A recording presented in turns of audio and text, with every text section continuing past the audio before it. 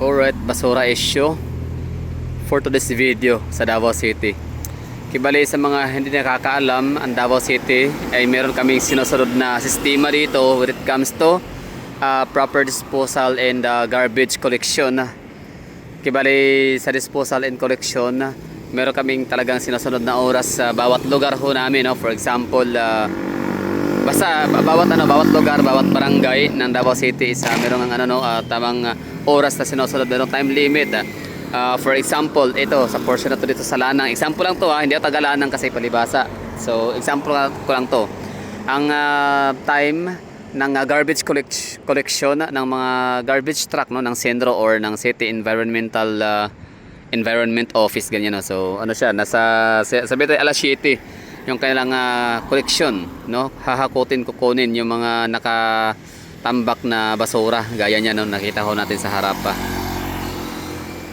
So kukunin ho yan ng basurahan ng basurero, dump truck or garbage truck ay hanggang alas 7 ng gabi. So ibig sabihin ho niyan, magtatapon tayo ng basura dito, yung ating mga kalat, mga basura natin, no, sa bahay natin. Kailang magsisimula siya ng alas 5, sabihin natin mga 5:30. So simula nang maglagay, no, magtambak tayo ng basura dyan dahil around 7 PM kukunin na siya ng garbage truck. Ngayon, kung pagkadating mo dito sa lugar na to dito, wala nang mga dagabundok, no, wala nang gabundok na basura, wala nang tambak ng basura, ibig sabihin yan tapos lang nakolekta na ng garbage truck or ng garbage collector. So ibig sabihin nun yan, hindi ka na pwedeng magtapon ng basura dyan, dalhin mo na ulit yan sa iyong bahay at later luck next time or bukas na lang ulit, gano'n, no? Or else magkakaroon ka ng multa. Hindi ko alam kung magkano yung multa, pero may multa taga dito. So hindi ka pwedeng magtapon ng basura. Sabihin natin yung starting of dumping ay alas 5 ng hapon. So ibig sabihin yan, around alas 4 PM hindi ka pwede magtapon dyan kasi pwede kang mahuli, matikitan, makapagmulta, makapagbayad ka. So yun po yung sistema namin dito sa Davao City, just in case lang na curious kayo bakit napakalinis ang Davao City. So yun po yung rason, yun po yung dahilan na bakit kami dito ay malinis, bakit ang Davao City is cleanest city, kasi wala ka talaga makikita mga basura sa kalat ng basura sa kung saan lang na porsyon ng kalsada. So talagang organized kami dito, systematic talaga ang Davao City. So yan, bakit naman nangyari na dumating sa puntong ganito yung ang hitsura ng Davao City ngayon, no? Hindi man kalat, still hindi pa rin makalat ang Davao City, malinis pa rin naman. Yun nga lang ay nangangamoy basura na kami dito sa aming syudad. Talagang makikita natin dito na maraming mga talagang gabundok na mga tambak ng basura. So meron kaming mga dumping area na nga ito, for example ito dumping area ho to dito. Designated ho yan, hindi ka po pwede dito na magtatapon-tapon kung saan. So designated lang talaga dapat or else nga ay magmumulta ka. So ito namang pangalawa natin nakikita dito. Yan po yung opisina ng DENR. So DENR, Department of Environment and Natural Resources. So paano nangyaring tinapunan siya, ginawang tambakan ng basura or dumping area ang kailang mga opisina, no? Yung bakuran nila harap. Paano kasi ito ngang si DNRI sinuspend, no? Pinatigil yung operation ng sanitary landfill namin sa may barangay New Carmen dito sa Davao City. So wala silang binigay na time frame kung kailan magbabalik, basta lang sinarado, sinuspend lang ang operation. So yun po yung rason na nagalit ang aming butihing mayor ng Davao City. Sabi nga niya na ni Mayor Basti na na-complain naman lahat. I mean, ibig ko sabihin, balikan natin yung bakit nag-order ng closure and suspension ang Department of Environment and Natural Resources sa sanitary landfill operation namin doon sa barangay New Carmen. Kasi nga nagkaroon ng landslide. So I mean, hindi pala landslide kasi hindi naman land yung basura. So it's a garbage slide. Tama ba? Trash slide. So kung lupa, landslide. Pero dahil basura slide. So nagkaroon ng casualties, no?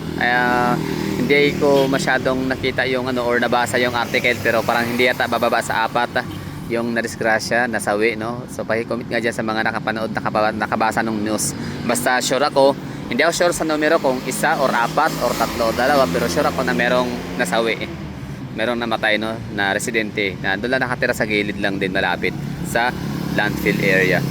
So yun po yung ground and reason, no, bakit talaga nag-suspend itong DNR. So parang kailangan niya ipanigurado, siguraduhin na maayos ng pagkagawa ng landfill. Kaya siguraduhin hindi siya nakasira sa health ng mga kababayan natin nakatira malapit sa lugar, sa location, sa vicinity or within the vicinity area of landfill, sanitary landfill. Or di kaya sinigurado na yun na nga, walang masasagasan, walang, basta lahat yung mga hiningi ng DNR na mga requirements na dapat i-comply, dapat na i-comply, no? Kailangan i-address ng city mayor or ng mayor's office or ng city government of Davao ay lahat naman yun ay na-comply naman daw, no, ni Mayor Baste Duterte. But still, bakit hindi pa rin nilift up yung suspension or yung closure ng sanitary landfill operation. So kaya nagalit si Mayor Baste, ang sabi niya, so pagkatapos ng lahat ng hiningi yung requirements na ipasa ko na lahat na, so secured na lahat, no? Wala na tayong dapat pang ano doon, wala nang issue, no, wala nang problema sana, pero ang ginawa ninyo hindi pa rin yung na-lift up. Kaya ito na lang, nangangamoy lang din naman na ang basura ang Davao City. So ginawang tambak, kumbaga wala, amoy basura na yung buong syudad. So ibig sabihin ni Mayor Baste Duterte doon is yung mga designated dumping area sa Davao City sa mga kalye, gaya nga nito, for example, yan, okay, dumping area, designated yan ha. Bawal ka magtapon nga anywhere somewhere na hindi talaga siya designated dumping area, or else nga magmumulta ka. So yan, dumping area yan. So ang ginawa ni Mayor Baste ay dinagdagan niya ang dumping destination or dumping area sa Davao City. So ang dinagdag niya ay yung mga location gaya nito. Lahat ng DNR office sa Davao City, gawin yung dumping area na rin. So di ba?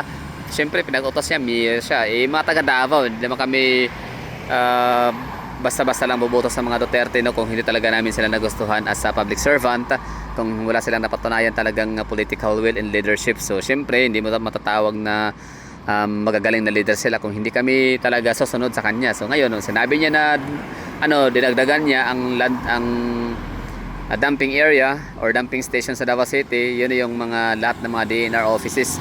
So dumping area na rin yun. So yun, ang mga taga Davao masunurin. Ayan, ginawang dumping area ngayong yung mga location gaya ng gaya dito nakita ho natin dito. So that's DNR Region 11.